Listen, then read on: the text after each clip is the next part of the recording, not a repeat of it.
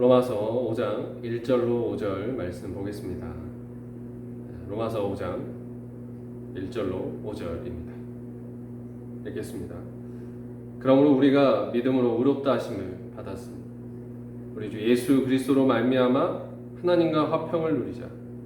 또한 그로 말미암아 우리가 믿음으로 서 있는 이 은혜에 들어감을 얻었으며 하나님의 영광을 바라고 즐거워하느니라. 다만 이뿐 아니라 우리가 환난 중에도 즐거워하나니 환난은 인내를, 인내는 연단은 소망을 이룬 줄 알미로다. 소망이 우리를 부끄럽게 하지 아니하며 우리에게 주신 성령으로 말미암아 하나님의 사랑이 우리의 마음에 부은 바 됨이니. 로마서 5장부터 바울은 칭의의 결과에 대해서 설명하고 있습니다. 믿음으로 의롭다 하심을 받은 자들이 누리는 축복과 권세에 대하여 이야기하고 있는 것입니다.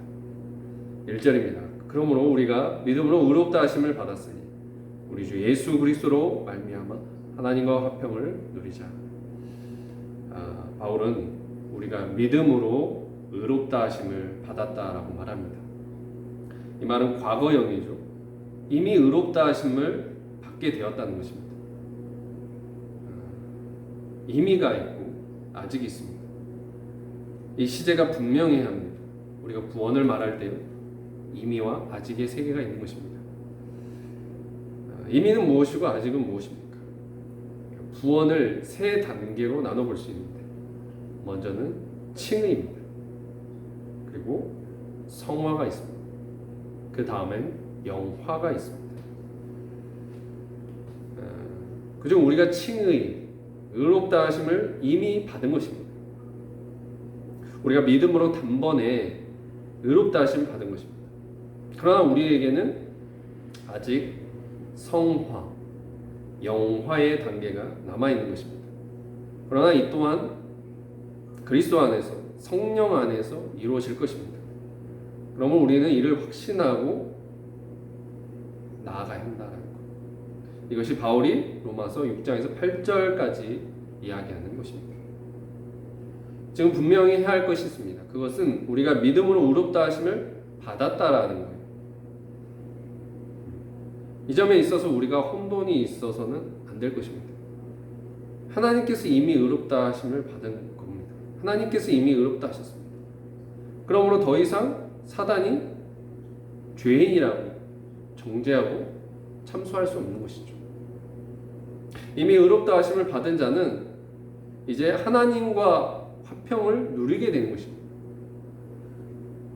칭의된 자 안에 예수 그리스도로 말미암아 하나님과 화평을 누릴 수 있습니다. 이전에는 우리가 죄인 되었을 때 우리는 하나님과 불화할 수밖에 없었습니다.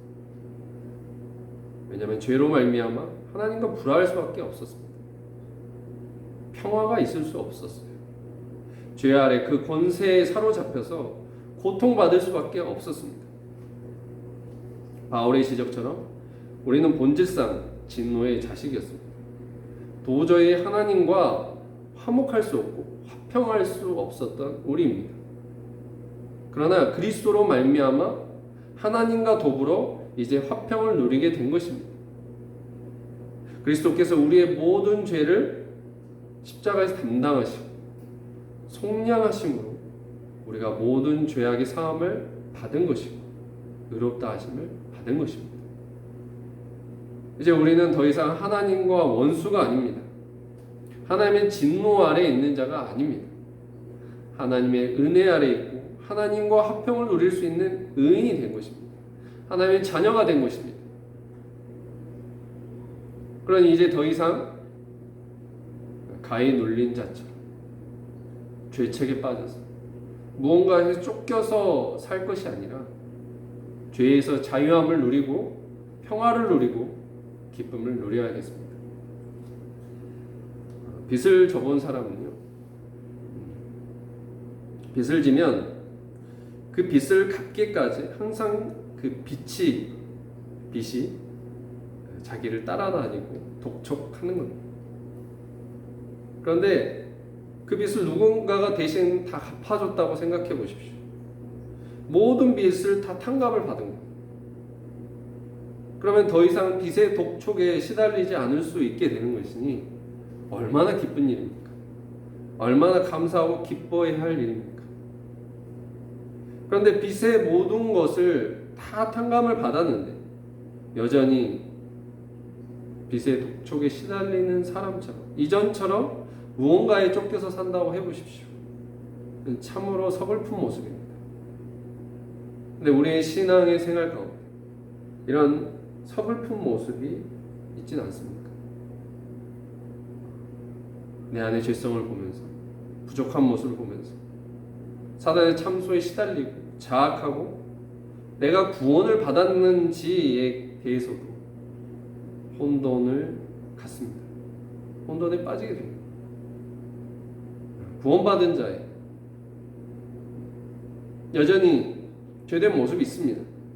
온전치 않는 모습이 있습니다. 그러나 하나님이 정죄하지 않으셨습니다. 의롭다 하셨습니다.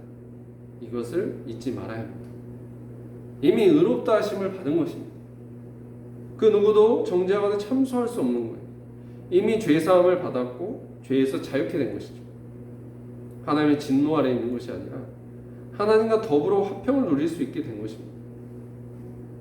그러므로 구원받은 자 안에 이 영혼의 자유함이 있고 평안이 있고 기쁨이 있습니다. 우리가 이것을 누려야 합니다. 이 땅에 있는 그 어떤 기쁨과 비교할 수 없고 빼앗길 수 없는 기쁨이 우리 안에 있는 것이죠. 하박국 선지자가 이 기쁨에 대해서 이렇게 고백했습니다. 하박국 3장에 17절로 18절에 비록 무화과 나무 잎이 마르고 포도 열매가 없으며 감람나무 열매가 그치고 우리의 양떼가 없으며 외양간 송아지가 없어도 나는 구원의 하나님이 인하여 기뻐하리로다 했습니다. 내 안에 모든 소유, 세상이 주었던 모든 기쁨이 다 사라졌다 할지라도 그러나 나에게 구원의 하나님이 계시니 이로 인하여 기뻐할 수 있다는 겁니다. 여러분, 세상의 모든 것을 다 얻었다 할지라도요, 하나님이 잃으면 다 잃은 것입니다. 세상의 모든 것을 다 잃어버렸다 할지라도 그런 하나님을 얻으면 다 얻은 것이라는 이런 말이 있습니다. 우리 안에 세상의 기쁨과 바꿀 수 없는 구원의 하나님으로 인한 기쁨이 있습니다. 그리스도의 대속의 은혜로 말미암아 믿는 자에게 거저 주어지는 값없이 받게 되는 구원의 기쁨이 그게 우리 안에 있습니다. 그러면 우리는 이 구원의 기쁨을 누려야 하는 것입니다. 하나님과 더불어 화평을 누려야 합니다. 이것을 누리길 원합니다. 그리고 또 누려야 하는 것이 있는데 바로 2절입니다. 2절 읽겠습니다. 또한 그로 말미암아 우리가 믿음으로 서 있는 이 은혜에 들어감을 얻었으니 하나님의 영광을 바라고 즐거워하느니라. 우리가 은혜에 들어감을 얻었다는 거예요. 하나님의 영광을 바라고 즐거워해야 한다는 거죠. 여기서 은혜로 들어감을 얻었다는 말이 무슨 말입니까? 새로운 시대에 들어가 살 수 있는 자격을 얻은 것입니다. 이건 마치 죄를 지어 쫓겨나고 감옥살이를 했던 신하가 어느 날 왕으로부터 그 죄를 사면받아서 감옥에서 나와 의의 옷을 입고 다시 왕의 궁정에 들어갈 수 있는 것과 같습니다. 다시는 하나님의 전으로 나아갈 수 없었던, 하나님 앞에 설 수 없었던 우리들인데 어떻게 우리가 하나님의 전으로 담대하게 나아갈 수 있게 되었습니까?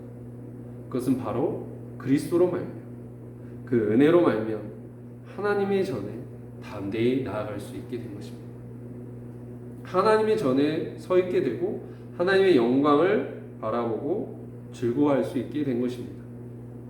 이렇게 의롭다 하심을 받은 우리 모두는 하나님과 더불어 화평과 기쁨을 누리고 하나님의 영광을 바라고 즐거워할 수 있게 된 것입니다. 어디 이뿐이겠습니까? 또 무엇이 있습니까? 3절 4절 읽겠습니다. 다만 이뿐 아니라 우리가 환난 중에도 즐거워하는 이는 환난의 인내를, 인내는 연단을, 연단 소망을 이룬 줄 알미로다. 의롭다함을 받은 우리는 환난 중에도 즐거워할 수 있습니다. 먼저 간과하지 말아야 할 것은 환난이 있다는 거예요. 의롭다함을 받고 구원을 받았다 할지라도 환난이 사라지는 것이 아닙니다. 우리가 살고 있는 세상은 여전히 죄악의 세상이기 때문입니다. 고통의 세상이기 때문입니다. 환난이 없을 수는 없습니다. 그리고 더구나 우리는 믿음으로 인해서 세상에서 더 많은 환난을 경험할 수 있습니다. 악한 세상 가운데 그리스도의 의를 드러내려 하기 때문에 환난과 핍박은 따라오는 것입니다. 악한 세상 가운데 함께 악하게 살면, 적당히 타협하며 살면 핍박이 없습니다. 그러나 그리스도의 의를 드러내려고 할 때 다가오는 환난과 핍박이 있는 것입니다. 그래서 예수님께서 제자들에게 이렇게 말씀하십니다. 요한복음 16장 33절 말씀에 이것을 너희에게 이르는 것은 너희로 내 안에서 평안을 누리게 하려 함이라. 세상에서는 너희가 환난을 당하나 담대하라. 내가 세상을 이겼노라. 아멘. 세상에 너희가 환난을 당한다라는 거예요. 그러나 담대하라는 거예요. 왜냐하면 주님께서 세상을 이기셨기 때문입니다. 승리의 줄을 따라가다가 받는 고난과 환난이라는 것은 우리를 무너지게 하는 것이 아닙니다. 오히려 신앙을 연단시켜주고 결국에 승리를 가져다 주는 것이죠. 어떤 분이 여러 집안의 핍박 속에서 자신의 신앙을 지키면서 주를 위해 헌신하며 왔습니다. 그리고 어느 날 자신의 삶을 돌아보면서 이것을 깨달았다고 고백하는 거예요. 내가 그동안 핍박을 받지 않았다면 지금 여기까지 올 수 없었을 것입니다. 그렇습니다. 믿는 자에게 환난은 오히려 믿음을 견고케 하고 소망을 이루는 것이 되는 것입니다. 본문 3절 4절 말씀에 우리가 환난 중에도 즐거워하나 이는 환난의 인내를, 인내는 연단을, 연단은 소망을 이루는 줄 알미로다. 여기서 한 가지 기억해야 할 것은 소망을 이루어가는 이 과정의 모든 것이 우리의 계획과 의지에 달린 것이 아니라 성령의 은혜와 능력에 달려 있다는 거예요. 여러분, 우리는 참 무지합니다. 참으로 연약합니다. 쉽게 갇히고 넘어집니다. 그러나 그런 연약한 우리를 성령께서 붙들어 가십니다. 성령께서 연약한 우리를 붙드셔서 도우셔서 소망을 이루어 가십니다. 그래서 5절 말씀이 이렇게 나오는 것이죠. 5절 읽겠습니다. 소망이 우리를 부끄럽게 하지 아니하며 우리에게 주신 성령으로 말미암아 하나님의 사랑이 우리의 마음에 부은 바 되니. 성령께서요, 우리 마음에 하나님의 사랑을 가득 부어주심으로 말미암아 우리가 어떤 환난 가운데서도 믿음 가지고 찬양하며 즐겁고 기쁘게 갈 수 있게 하신다는 거예요. 사도행전에 바울과 실라가 복음을 증거하다가 많은 매를 맞고 깊은 감옥에 갇히게 됩니다. 그러나 그 자리에서도 그들은 하나님께 감사하고 찬양을 하는데 그때 갑자기 지진이 나서 옥문이 열리게 됩니다. 그리고 많은 영혼들이 구원받는 역사가 일어나게 됩니다. 어떻게 이런 일이 가능할 수 있었을까요? 어떻게 매맞고 감옥에 갇혀서도 바울과 실라는 하나님을 향한 감사와 찬양을 드릴 수 있었을까요? 이는 성령께서 바울과 실라와 함께 하셨기 때문일 것입니다. 우리도 마찬가지죠. 어떻게 우리가 환난 중에도 즐거워할 수 있습니까? 소망을 이루어갈 수 있습니까? 바로 성령이 우리와 함께 하심으로 말미암아 성령이 우리 마음에 하나님의 사랑을 가득 부어주심으로 말미암아 우리가 환난 중에서도 즐거워할 수 있는 것입니다. 소망을 노래하고 소망을 이루어갈 수 있습니다. 그러므로 오늘 우리에게 바울과 실라와 함께 하신 성령이 함께 하길 기도합니다. 그래야 우리가 경험하는 여러 가지 환난과 역경 가운데서도 하나님을 향한 감사와 찬양을 잃지 않게 하시고 넉넉히 이기게 하시길, 소망을 이루어 가시길 기도합니다.